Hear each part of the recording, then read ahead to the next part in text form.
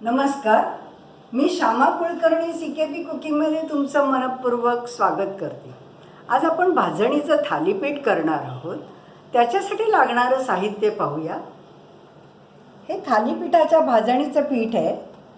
Measuring Kapany 2 cup, 1 cup बारीक चिरलेला कांदा, अर्धा कप बारीक चिरलेली कोथिंबीर, तेल आहे. आपल्याला पीठ भिजवायला पण लागेल आणि थालीपीठं करायला पण लागेल.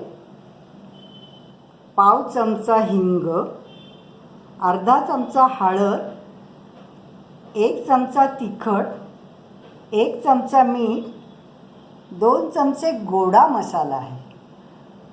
पीठ भिजवायला आपल्याला पाणी लागेल.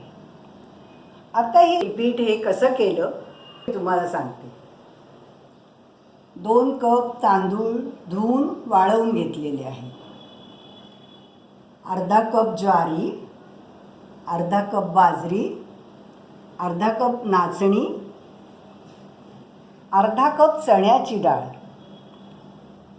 पाव कप उडदाची डाळ, पाव कप मुगाची डाळ, 1 टेबलस्पून मूग, हिरवे मूग आहेत, 1 टेबलस्पून मटकी, 1 टेबलस्पून मसूर, 1 टेबलस्पून चवळी, 1 टेबलस्पून सोयाबीन, 1 कप धणे आहे, अर्धा कप जिरे. आता ह्या सर्व वस्तू मी घेते. त्याचं कारण म्हणजे मुलं सर्वसाधारणपणे सगळंच काही खातात असं नाही. त्यामुळे धान्य, कडधान्य, डाळी सर्व काही एकत्र करून मी पीठ करते. आता ह्यामध्ये हे भाजून घ्यायचं. म्हणजे प्रत्येक गोष्ट वेगळी वेगळी भाजायची आणि ती मंद भाजून घ्यायची.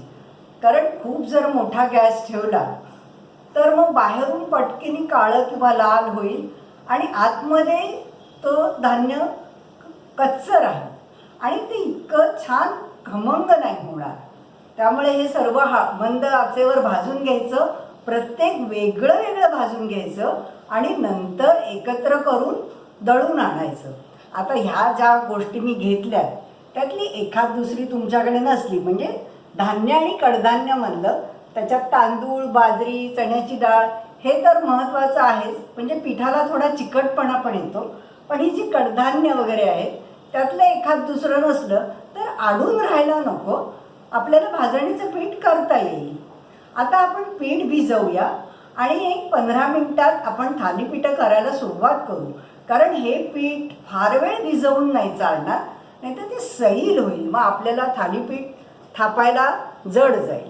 आता आपण पीठ भिजवूया. पिठामध्ये आता ह्या वस्तू घालून घेऊ. कांदा, कोथिंबीर. थालीपीठाला कोथिंबीर खूप छान लागते.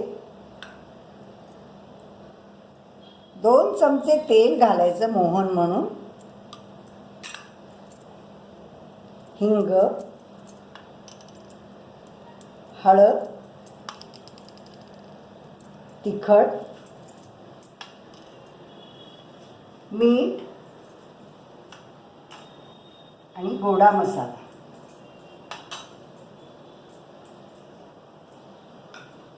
हे सर्व एकत्र कालवून घेऊ आधी.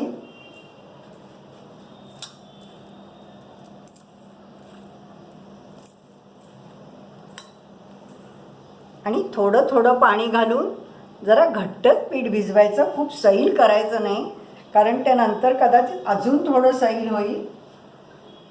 आता हे मी अर्धा कप पाणी घेतलेलं आहे. आता आपण पाहूया ह्याला किती पाणी लागेल. आपलं पीठ 2 कप आहे.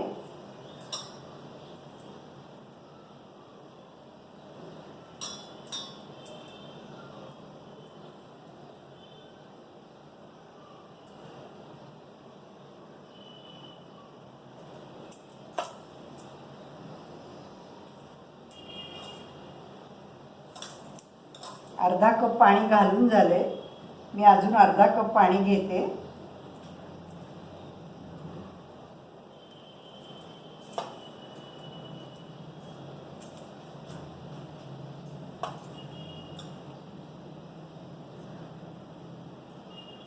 पण थोडं थोडं पाणी घालतच घ्यायचं, जास्ती पाणी एकदम घालू नका. आता चांगलं मळून घेऊ. लागलं तर थोडं पाणी लावता येईल, पण आधी नको. हे पहा थोडं सुखं वाटतंय, अजून थोडंसं घालते मी. म्हणजे एका कपातलं पण पाणी थोडंसं उरलेलं आहे. एवढं पाणी आपल्याला पुरे होणार आहे. आता एक 15 मिनिटं आपण पीठ झाकून ठेवू आणि नंतर आपण थालीपीठं तव्यावर लावायला सुरुवात करू. हे पहा चांगलं घट्ट भिजवले. जर आपल्याला करताना असं वाटलं की घट्ट जास्ती आहे तर तेव्हा आपण थोडंसं पाणी लावू. पण नाहीतर कदाचित एक 15 मिनिटांनी थोडंसं सैल झालं तर मग पाणी जास्ती होईल, म्हणून आत्ता इतकंच पाणी पुरे. आता एक 15 मिनिटांनी आपण थालीपीठं करायला सुरुवात करू. 15 मिनिटं झाले आहेत. हे पहा आता पीठ काय पाणी लावायला नको, हे चांगलं थापलं जाईल. तर फॉईलवर किंवा प्लॅस्टिकच्या पेपरवर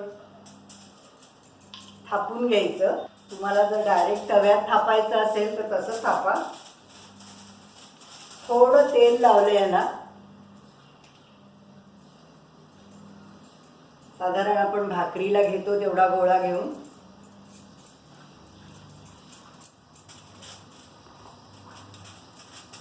हाताने थापून घ्यायचं. खूप पातळ नको करायला आणि खूप जाडही नको.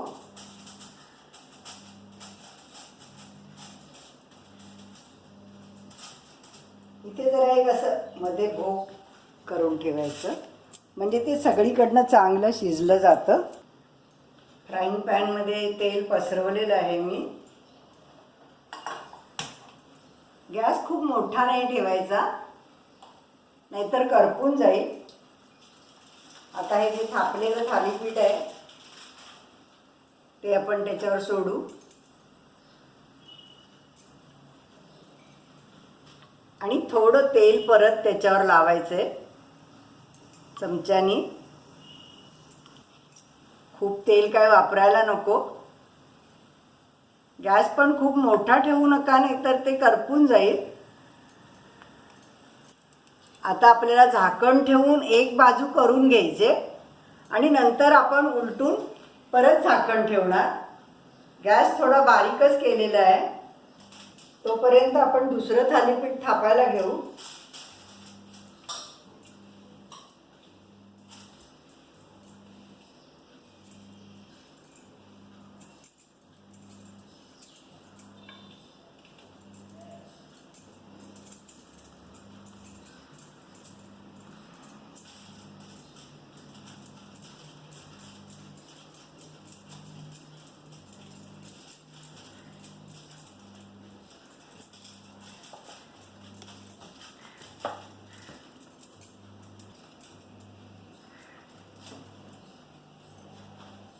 जरा उघडून बघूया.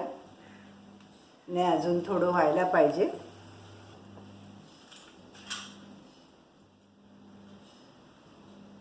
आता हे उघडूया. आधी आपण फक्त असं पुसटच तेल लावलं होतं. आता जरा वरून तेल घालू.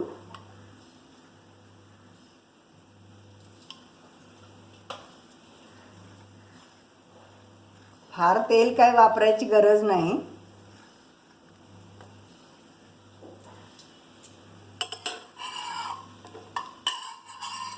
आता उलटून परत झाकण ठेवू. थोडं तेल पुन्हा ह्याच्यावर सोडू. पुन्हा झाकण ठेवून देऊ. ती बाजू पण होईल. मग झाकण काढून परत एकदा उलटसुलट करून घ्यायचं, म्हणजे मग आपलं थालीपीठ तयार होईल. झाकण काढूया आता. झाकण ठेवून आपण ते पीठ शिजवून घेतलं. आता त्याला थोडं खरपूस करू परत.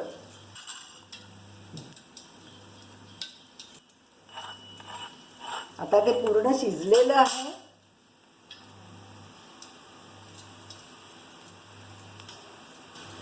तुम्हाला जसं तेल वापरायचं त्याप्रमाणे तुम्ही वापरा.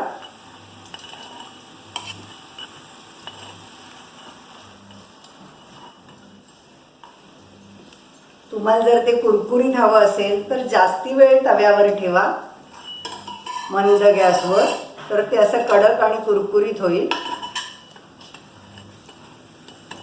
हे आपलं थालीपीठ आता तयार झालेलं आहे. आता आपण ते तव्यातनं बाहेर काढू.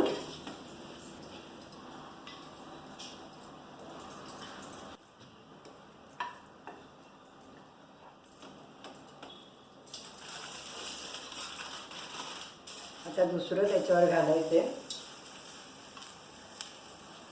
त्याच्यावर थोडं तेल घालून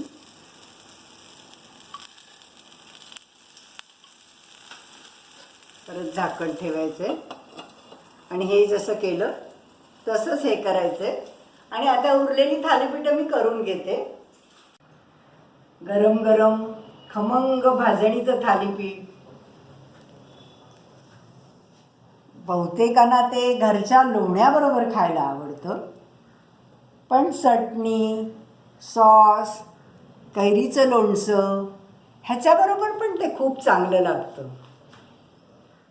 आपल्याला अजून असेच वेगळे वेगळे पदार्थ करायचे आहेत. तुम्ही माझे व्हिडिओ पाहत राहाल आणि मला आशा आहे की तुम्ही लाईक कराल, सबस्क्राईब कराल.